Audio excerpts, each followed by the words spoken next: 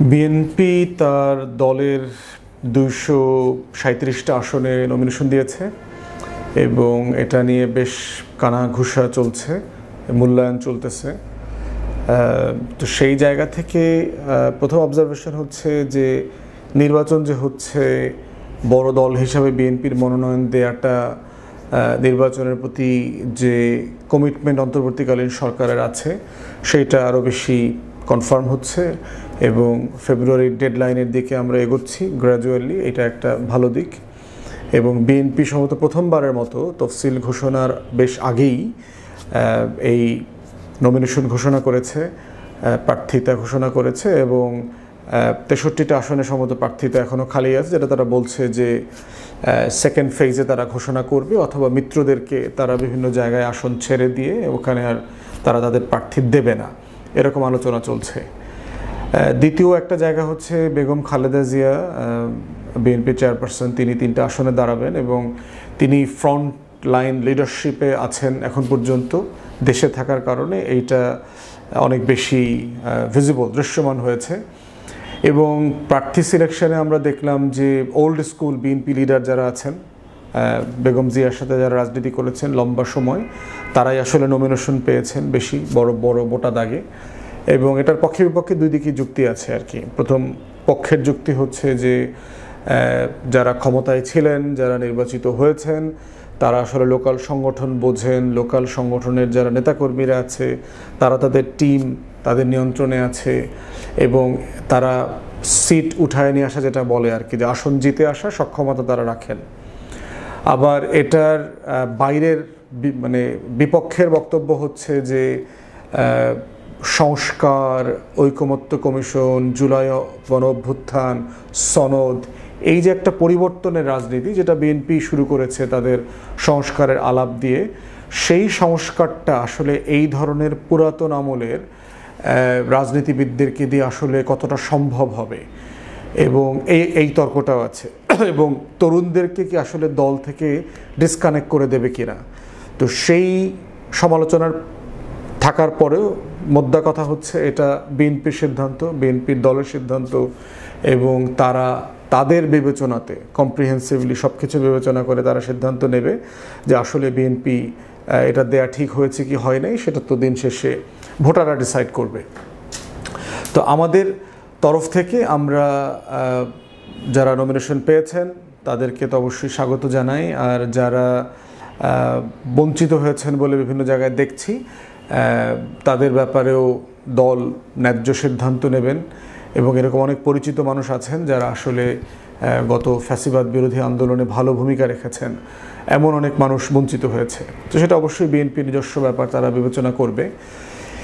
এর বাইরে রিসেন্টলি খুব বড় না, মোটা দাগে 4-5টা ঘটনা ঘটেছে যেগুলো রাজনীতিতে সহিংসতা ফিরে আসার যে আভাস সেটা এসছে। তার ভিতরে আজকে চট্টগ্রামের যে নগর বিএনপির সভাপতি, তিনি গুলিবিদ্ধ হয়েছেন গণসংযোগের সময় এবং তার সাথে ছিল একজন দলীয় কর্মী না সন্ত্রাসী, এই ব্যাপারে বিভিন্ন জায়গাতে পড়লাম। একটা লোক তিনি খুন হয়েছেন।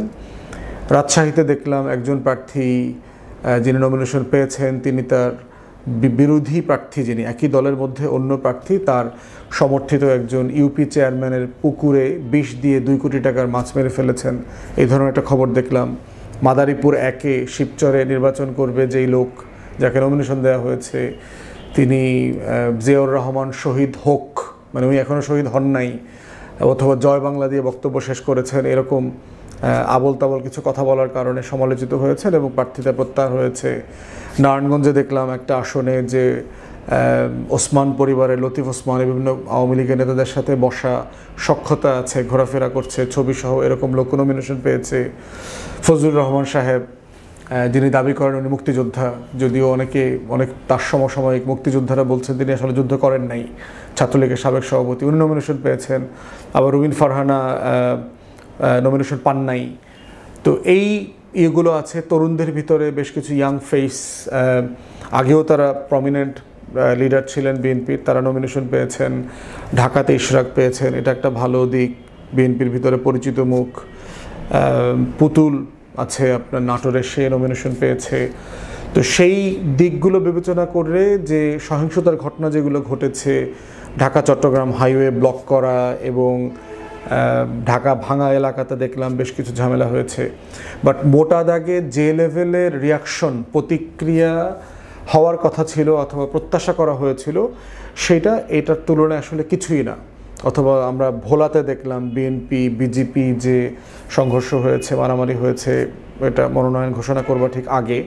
তো সেই তুলনায় এটা অবশ্যই অপ্রত্যাশিত, এগুলো কাম্য না। এবং আমাদের রাজনীতিতে আমরা চাই যে একটা শতভাগ সহিংসতা মুক্ত রাজনীতি, এবং সেই জায়গাতে আমাদেরও যারা আমরা অন্য রাজনৈতিক দলও করি আমাদের মধ্যেও এই টেনশনগুলো আছে। এখন পশ্চিমা অভিজ্ঞতা থেকে আমরা দেখেছি যে এগুলো অ্যাড্রেস করবার বেশ কয়েকটা মেথড আছে। একটা জায়গা হচ্ছে যে গণতন্ত্রের চর্চা দলের ভিতরে বাড়ানো, যে এখন রাজনৈতিক দলগুলো যেভাবে একক সিদ্ধান্ত অথবা অল্প কয়েকজন মানুষের সিদ্ধান্তে, নমিনেশন বোর্ড যেটাকে বলা হয়, তাদের সিদ্ধান্তে তারা নমিনেশন দেন, এটার বদলে আমরা ওয়েস্টের ডেমোক্রেটিক পার্টিগুলোতে যেটা দেখেছি সেটা হচ্ছে প্রত্যেক আসনের দলের সদস্যরা ভোট দিয়ে তাদের ওই আসনের প্রার্থী তারা সিলেক্ট করে, এবং দলে যারা প্রার্থী ওই আসনে নমিনেশন চান তারা আসলে দলের সদস্যদের মধ্যে ক্যাম্পেইন করেন। বাংলাদেশে এই প্র্যাকটিসটা না থাকার কারণে যেটা হয়েছে, একই দলের নমিনেশন চান এই রকম একাধিক প্রার্থী এলাকাতে এলাকাতে গণসংযোগ করেন মানুষের সাথে, অথচ সাধারণ ভোটারদের সাথে তো এই গণসংযোগটা আসলে জরুরি না, এটা দরকার হচ্ছে দলের সদস্যদের সাথে। তো সেই প্র্যাকটিসটা আমাদের দেশে নাই, স্যাডলি গড়ে ওঠে নাই। কোনো কোনো দল করে, বামপন্থী দু একটা দল করে, ইসলামপন্থী দু একটা দলের ভিতরে এই ধরনের প্র্যাকটিস আছে, বাট মোটা দাগে বড় ক্ষমতা চর্চা করে এমন দলগুলোর ভিতরে এই চর্চাটা নাই।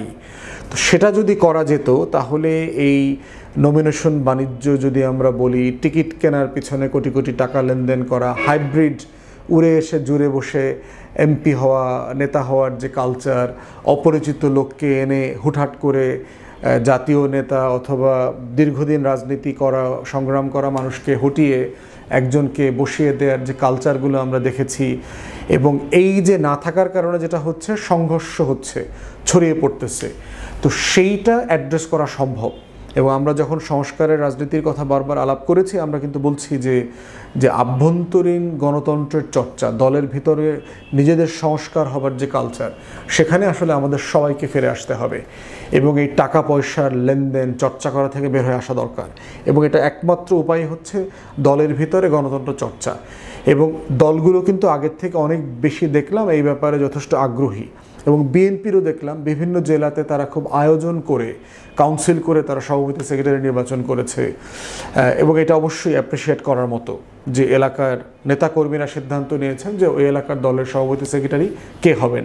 ঠিক একই ফরম্যাটে আমরা ফিউচারের সময়গুলোতে দেখতে চাই যে বাংলাদেশের রাজনৈতিক দলগুলো তাদের সদস্যদের ভোটে তাদের ওই এলাকার প্রার্থী সিলেকশন করবেন, এবং এতে যেটা হবে এই যে আভ্যন্তরীণ কোন্দল বিরোধ এটা বন্ধ হবে।